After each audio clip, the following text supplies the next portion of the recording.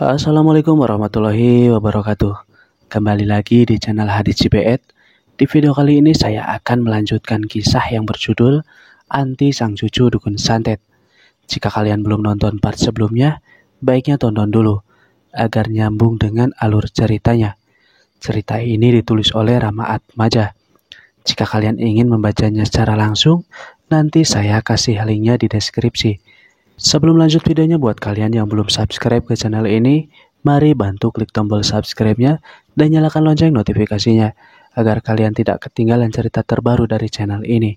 Dan kalau kalian suka dengan cerita yang saya bagikan, silahkan klik tombol like-nya dan bantu share video ini sebanyak-banyaknya. Agar kalian tidak penasaran, yuk langsung aja kita mulai ceritanya.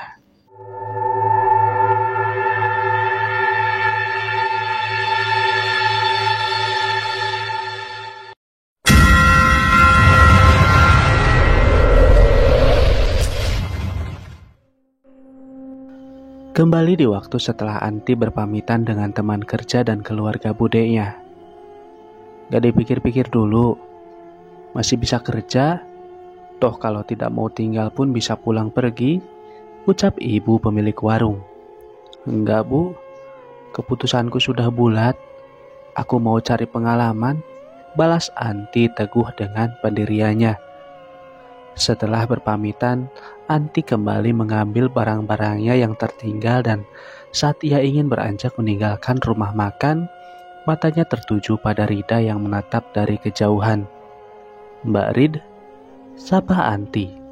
Hati-hati yuk, balas Rida tersenyum sambil melanjutkan pekerjaannya. Anti tak tahu tempat kerjanya di mana, jadi Dian sendiri yang akan menjemput Anti di rumah makan. Seperti awal datang, mereka pun duduk di salah satu kursi pelanggan yang kosong sambil mengobrol. Tempat di awal Anti datang, dan di tempat inilah ia berpamitan sambil menunggu kedatangan Dian yang akan menjemputnya. Tak lama datang tamu dari mobil yang Anti kenal. Mobil yang saat ia datang ke kota itu sempat akan menabraknya. Dian turun, disusul ketiga temannya dan si supir yang tak lain adalah lelaki itu. Lelaki yang sempat memarahinya saat menyeberang jalan. Anti menatap laki-laki itu. Begitupun sebaliknya. Mereka saling tatap tanpa tahu Dian sudah berada di dekatnya. Dek, lihat apa? Tanya Dian membuat Anti kaget salah tingkah. Dian tersenyum sambil memandang ke arah ketiga temannya dan memandang ke arah yang Anti pandang. Nampak tatapan sinis lelaki itu saat melihat Anti. Lelaki itu seakan ingin berucap tetapi mengurungkan niatnya. Dian, Andra, Bono dan Ayu Silvi.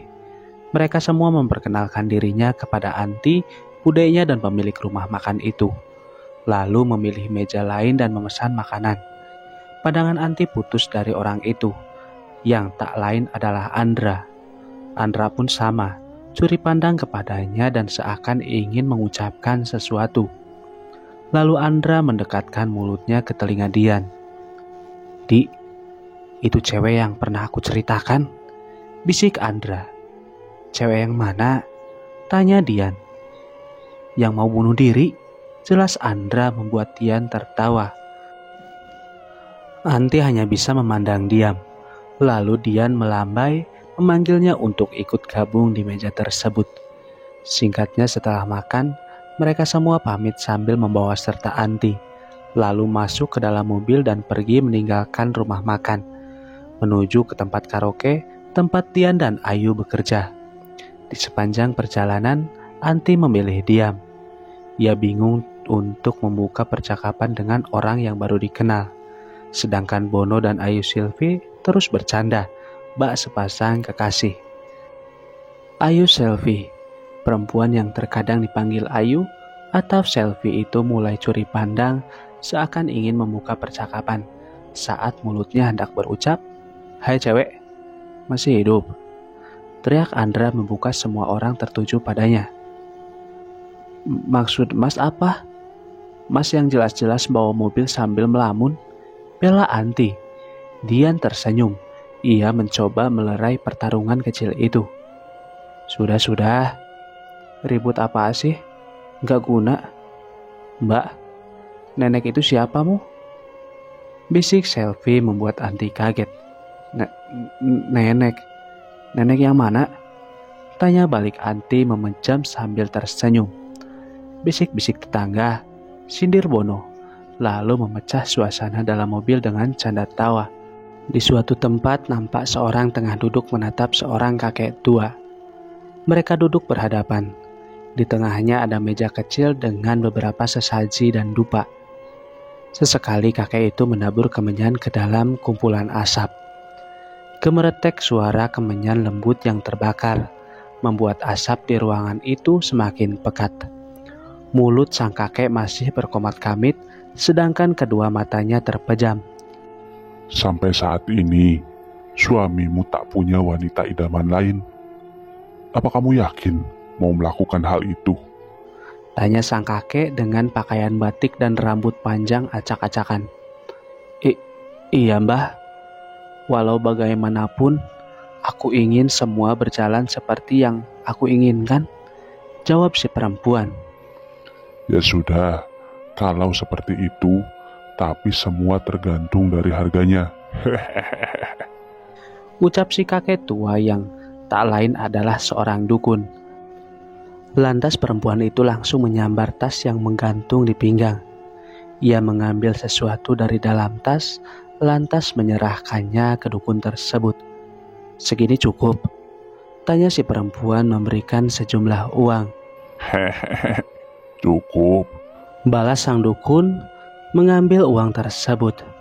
Sang dukun kembali komat-kamit membaca mantra, sambil sesekali membakar kemenyan lagi, membuat sang perempuan sempat terbatuk.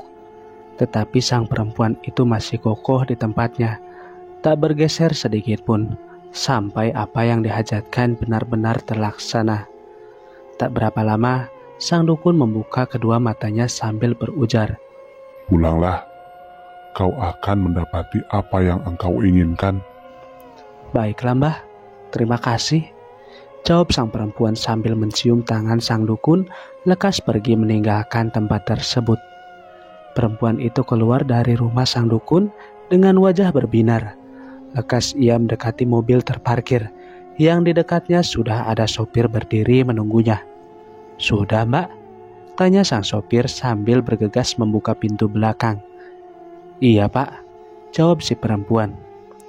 Perempuan itu masuk ke dalam mobil dan segera sang supir menutup pintu. Dia berlari kecil, memutar sambil masuk ke dalam mobil dan dengan segera melaju meninggalkan tempat itu.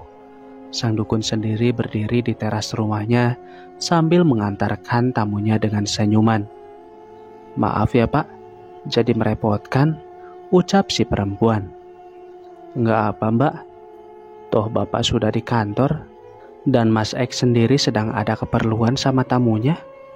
Jadi sesekali ngantar gak masalah, balas si supir. Nanti jangan kasih tahu sama Mas X ya, tegas perempuan itu. Iya mbak, balas sang supir terbata. Lalu keduanya melambai ke arah sang dukun dari dalam mobil. Sang dukun balas lambaian dan mobil pun mulai melaju.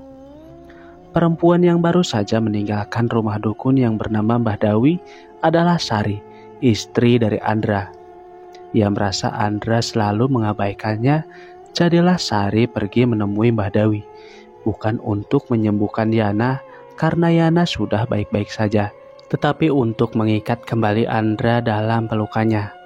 Karena dari awal, sebenarnya Sari sudah memelet Andra dan ingin jadi istri orang kaya. Dengan begitu, ia tidak merasakan hidup yang susah. Namun peletnya perlahan luntur, dan Sari ingin menambahkan efek pelet tersebut agar Andra tidak terpikat oleh wanita lain. Di sisi lain, Andra yang sudah sampai di tempat tujuan berhenti. Semua orang turun, namun Andra memilih diam di dalam mobil.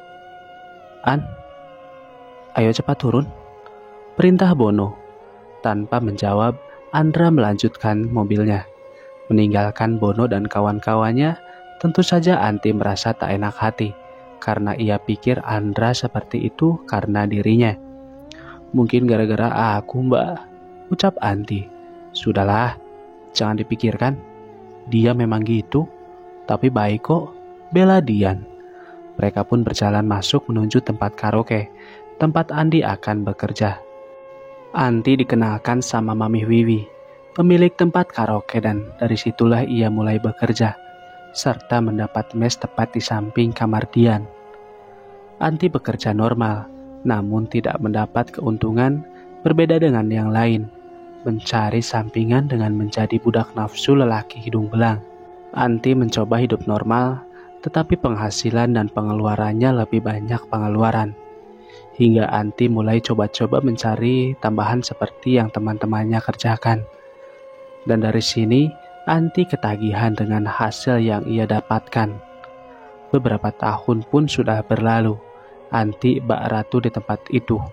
Hampir setiap lelaki tergoda padanya, karena hampir semua lelaki yang tergoda merupakan korban peletnya. Semakin lama, Dian curiga dengan apa yang Anti lakukan, karena ia kerap mengambil cuti selama beberapa hari, dan di saat mulai kembali bekerja, ada lelaki baru yang terpikat kepadanya. Hingga datang hari itu, Dian memberanikan diri main ke kamar Anti. Dian membawa makanan, tetapi Anti menolaknya dengan berbagai alasan. "Kamu puasa? Lelakon ya?" tanya Dian. Anti terdiam. Ia tak bisa menjawab. Ia bingung, tetapi tidak mungkin membatalkan puasanya karena ia sudah ambil cuti beberapa hari untuk memelet orang lain. Daripada susah-susah puasa, sudah begitu malam hari melakukan ritual atau wiridan, mending ikut cara Mbak saja, ucap Dian lagi, membuat Anti tertarik. "Cara Mbak?" tanya Anti bingung. "Pakai susuk," bisik Dian. "Enggak ah Mbak," jawab Anti. "Daripada kamu puasa, malamnya selalu berisik dengan rintihan kenikmatan yang gak tahu dengan siapa kamu melakukannya," sindir Dian. "Mbak dengar?" tanya Anti bingung. "Bukan hanya aku, yang lain pun sama. Mereka sudah curiga denganmu. Lalu jangan pelet orang-orang yang sudah berumah tangga, kasihan istrinya," keluh Dian. "Aku gak peduli Mbak. Trauma sama lelaki, gak muda, tua, semuanya kalau bisa aku pelet. Yang penting dapat duit," tegas Anti. "Kalau terjadi apa-apa denganmu, Mbak gak mau tahu," keluh Dian berdiri, lalu pergi meninggalkan Anti di kamarnya seorang diri. Beberapa hari sebelumnya, Andra menyetir mobil di tengah malam, menabrak lebatnya hujan. Dari kejauhan dia melihat seorang perempuan berjalan sempoyongan dan sempat digoda beberapa lelaki di pinggir jalan, hingga digiringlah ke tepi meneduh di halte. "Anti," ucap Andra dalam hatinya. Andra menepikan mobilnya, lalu mendekati Anti. Dia menarik tangan kiri Anti, menyuruhnya masuk ke dalam mobil. Mas, kamu siapa?" tanya salah satu lelaki bertato dengan tindikan di telinga. "Aku temannya," jawab Andra. "Ayo An, pulang." Lanjutnya menarik tangan Anti. "Lepaskan Mas, biarkan Mbak ini memberikan kita kehangatan malam ini." "Iya nggak Jo?" ucap lelaki satunya dengan kupluk di kepala. Nampak tiga lelaki itu terus mencoba merayu Anti. Namun Anti tak sadar, ia mabuk dan rencananya saat itu hendak pulang. "Lepaskan Mas," teriak Andra sambil memukul wajah lelaki yang tak nampak wajahnya karena saking banyaknya tato. Baku hantam tak terelakkan. Anti terjatuh sambil melihat ketiga preman itu memukuli Andra. Tak lama Andra pun terjatuh, tak kuat menahan pukulan mereka. Dari situ mereka lantas pergi karena emosi dan tak berminat menggoda Anti. "Mas Andra ya?" "Ya elah Mas, mukamu jadi kayak gitu," ucap Anti dalam keadaan masih terbaring. Anti dan Andra terbaring di samping halte, terguyur hujan. Keduanya basah kuyup. Andra mencoba bangkit sambil mengangkat tubuh Anti dan memasukkannya ke dalam mobil. Andra membawa Anti pulang ke mes, memapahnya menuju kamar. Lantas dia mencari kunci yang mungkin Anti letakkan di dalam tas. Kunci didapat. Andra memapah Anti dan membaringkan tubuh di atas ranjang. Saat Andra ingin pergi meninggalkannya, tanpa disadar tangan Anti meraih tangan Andra. Andra diam. Dia berhenti berjalan tanpa membalikkan badan. "Mas, temani aku malam ini," pinta Anti. Andra membalikkan wajah, menatap Anti yang mencoba bangkit dari tempat tidur dengan langkah sempoyongan. Melepas tangan Andra menuju lemari. Andra masih diam, melihat apa yang akan Anti lakukan. Anti mengambil kotak P3K, lalu menyuruh Andra untuk duduk di atas ranjang miliknya. Ia setengah sadar sambil mengobati luka di wajah Andra. Andra hanya diam, menatap Anti dengan tatapan tajamnya. Setelahnya, mereka saling tatap, dan tanpa sadar, malam yang dingin itu mereka lalui dengan kehangatan. Setelah melalui malam penuh kehangatan, pagi harinya Andra hilang bak ditelan alam. Dia tak pernah terlihat lagi, dan Anti merasakan rasa cinta itu tumbuh di dalam hati, hingga Anti memutuskan cuti dan memelet Andra. Dan dari sinilah, petaka itu akan segera dimulai. Kita kembali saat Tian meninggalkan kamar Anti. Tanpa sadar, ia menggunakan jarik pengasihan di luar jalur, hingga karma akhirnya datang. Tepat setelah beberapa hari Andra jatuh ke dalam pelukannya, Sari yang mendapat gelagat yang aneh dari sang suami kembali mendatangi Mbah Dawi untuk menanyakan kalau pelet si Mbah tak lagi bekerja. Tetapi justru kekecewaan yang ia dapat. Ada pelet yang lebih kuat menjerat suamimu.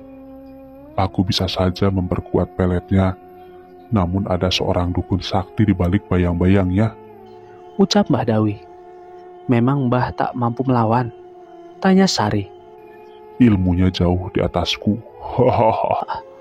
Jawab Mbah Dawi dengan tawa. Kurang ajar itu perempuan. Berani mengambil laki orang. Berarti bukan hanya Mas Andra saja yang menjadi korban, geram Sari. Memang betul, jawab Mbah Dawi. Lalu apa yang harus aku lakukan, Mbah? Tanya Sari. Hanya ada satu cara, jawab Mbah Dawi. Apa, Mbah? Tanya Sari lagi. Aku akan memberikan kamu sesuatu, tapi kamu sendiri yang tanggung resikonya ya. Terang Mbah Dawi. Baiklah, Mbah. Resiko apapun akan aku tanggung, jawab Sari dengan menatapnya. Baiklah, kamu diam di sini. Aku mau ambil sesuatu, perintah Mbah Dawi, lalu berdiri meninggalkan Sari. Tak lama, Mbah Dawi kembali membawa botol air mineral berisi air. Dia meletakkan botol itu di atas meja, lalu kembali duduk bersila. Siram air ini ke wajahnya, perintah Mbah Dawi. Lalu, tanya Sari. Lakukan saja jika ingin suamimu kembali, perintah Mbah Dawi lagi. Sari pun mengangguk, mengambil botol air mineral tersebut dan memberikan sejumlah uang, lantas keluar rumah sang dukun, menemui supirnya yang menunggu di luar. Langsung pulang, Mbak? Tanya Pak Ono, sang supir membukakan pintu mobil. Kita cari Mas Andra. Ada yang mau aku lakukan? Jelas Sari masuk ke dalam mobil. Nyari kemana ya, Mbak? Tanya Pak Ono sambil mulai menyetir. Kita coba ke tempat karaoke, kali saja dia ada di situ, ucap Sari. Baiklah, Mbak, balas Pak Ono. Sari ke tempat karaoke untuk menanyakan suaminya. Namun Andra tak ada. Dia pergi bersama Anti ke suatu tempat. Dian tidak curiga sama sekali karena bagaimanapun yang dia tahu kalau mereka semua itu berteman. Tidak ada yang sampai memendam asmara. Dian tidak curiga ke Andra kalau sifatnya ke Anti sudah berubah. Yang Dian tahu kalau mereka sudah mulai akur. Sari bergegas menuju tempat yang ditunjuk Dian, yakni sebuah taman. Sesampainya di dekat taman, mobil pun berhenti. Dari kejauhan nampak suaminya sedang bermesraan. Sari emosi segera keluar mobil sambil membawa air botol mineral dari sang dukun. Ia berjalan dengan sangat tergesa, sambil membuka tutup botol. Sampai di belakang tempat keduanya duduk, Sari menepuk pundak Anti. Dan secara spontan, Anti melirik ke arah belakang. Tanpa tahu siapa dan kenapa, air itu menyiram wajahnya. Anti teriak, merintih kepanasan dengan mata terpejam. Saat ia membuka kedua mata, nampak seorang perempuan berjalan menjauh sambil menarik tangan Andra.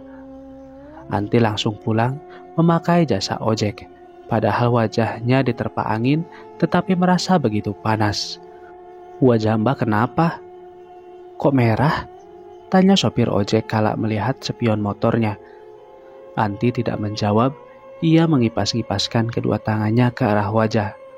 Lalu sampailah di mes. Anti turun membayar ongkos ojek.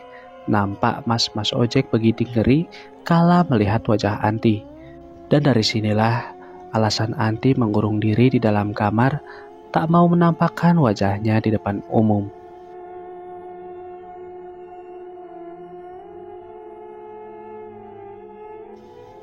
Cukup sekian dulu cerita kali ini.